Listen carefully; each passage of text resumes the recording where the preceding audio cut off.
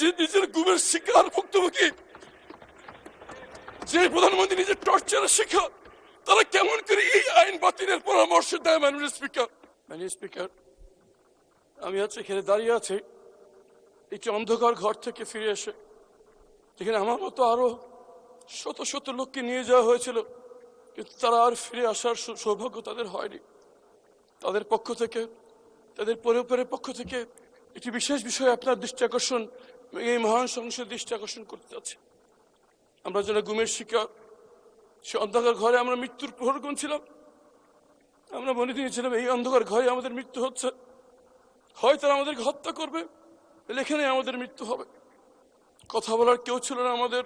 কীট পতঙ্গ, পিঁপড়া, টিকটিকের সাথে কথা বলতাম। বাইরে বুঝতে পারতেন না বাইরে কি দিন না রাত।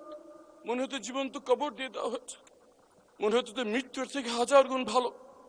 মনে করতাম যে আজকে রাতে হয়তো হত্যা করা হবে। এভাবে মৃত্যুর প্রহর যখন গুনছিলাম, একদিন রাতে ট্রেনে হিসছে যখন আমাকে সেখান থেকে বের করছে, আমি ধরে নিয়েছি এখন আমাকে হত্যা করা হচ্ছে। আমি সূরা ইয়াসিন পড়া শুরু করলাম যাদের মৃত্যুটা সহজ হয়, কিন্তু পরে জানতে পারলাম কিছু বাচ্চা ছেলে মেয়ে জীবন দিয়ে, চোখ হারিয়ে, পা হারিয়ে, ফ্যাসিবাদ কি বিতাড়িত করে আমাদেরকে আবার দুনিয়ার আলো দেখার সুযোগ করে দিয়েছে। মাননীয় স্পিকার, এই সংসদকে যদি বলতে হয় তাহলে বলতে হবে মুসলিমদের মিলন মেলা। এখানে এমন একজন কেউ পাওয়া যাবে না যে গত ফ্যাসিস্ট আমলে জুলুমের শিকার হয়নি।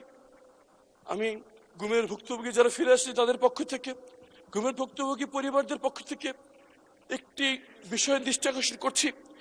আমরা স্তম্ভিত হয়ে লক্ষ্য করছি আমাদের সাথে যা করা হয়েছে, এই জুলুম যেন এই বাংলার মাটিতে আর কোনোদিন না হয় সেই নিশ্চিত করার জন্য যে দুটি আইন করা হয়েছিল, গুম প্রতিকার এবং প্রতিরোধ আইন এবং মানবাধিকার কমিশন আইন, বিশেষ কমিটি এই আইনগুলো বাতিলের সুপারিশ করেছে। মাননীয় স্পিকার, কেমন করে যে নিজের গুমের শিকার ভুক্তভোগী,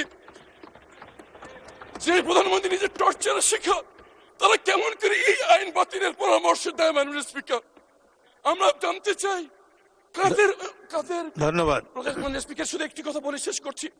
আমাদের ভুক্তভোগীদের পক্ষ থেকে আমাদের আবেদন, যদি সরকার কোনো পরিশোধিত করতে চায় এই আইনটিকে আগে অনুমোদন দিয়ে আইনের রূপান্তরিত করুক, পরে সংশোধনী বিল এনে তাকে সংশোধনী করা হোক।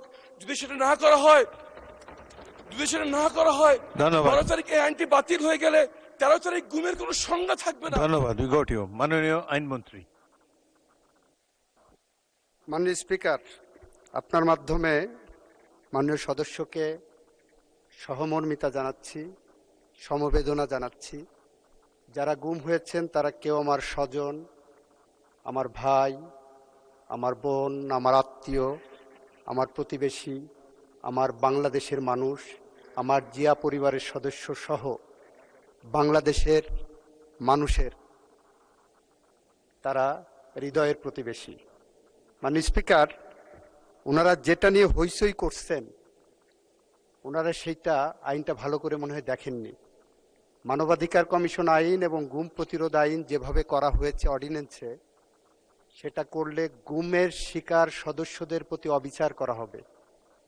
কারণ আমরা একই সাথে আইসিটি অ্যাক্ট 1973 সালে ক্রাইম এগেনস্ট হিউম্যানিটির মধ্যে গুমের সংজ্ঞা অন্তর্ভুক্ত করেছি।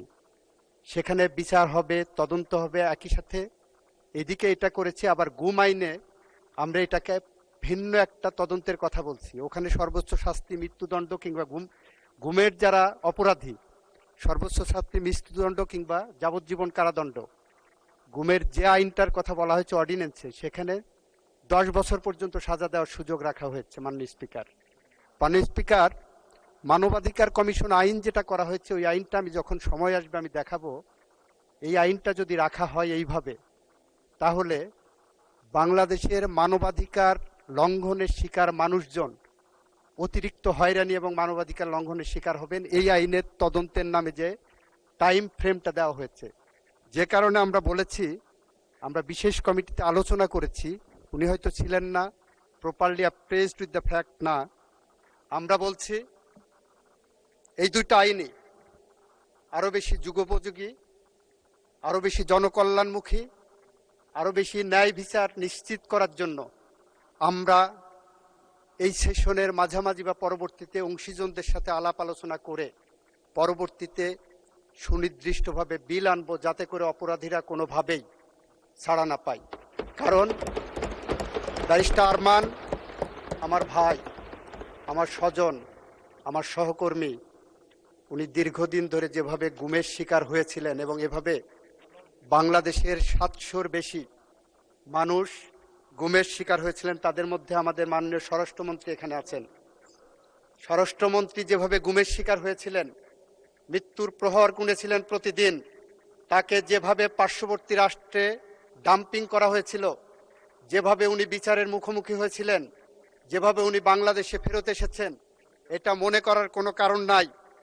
গুমের সাথে জড়িত যারা অপরাধী ছিলেন তারা কেউ আইনের ফাঁক দিয়ে বের হতে পারবে।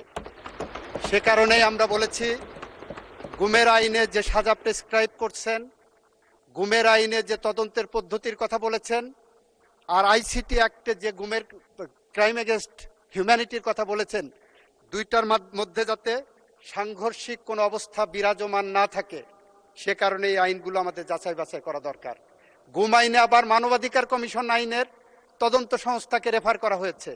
এই সবগুলো আমাদের যাচাই বাছাই করতে হবে এবং আমি আশা করব যাচাই বাছাইয়ের যে প্রক্রিয়া হবে সেই প্রক্রিয়ায় ব্যারিস্টার আরমান সহ এই সেক্টরে যারা ভুক্তভোগী হয়েছেন তারা সদস্য হিসেবে থাকবেন এবং তাদের মতামত দেবেন। আপনাকে ধন্যবাদ মাননীয় স্পিকার।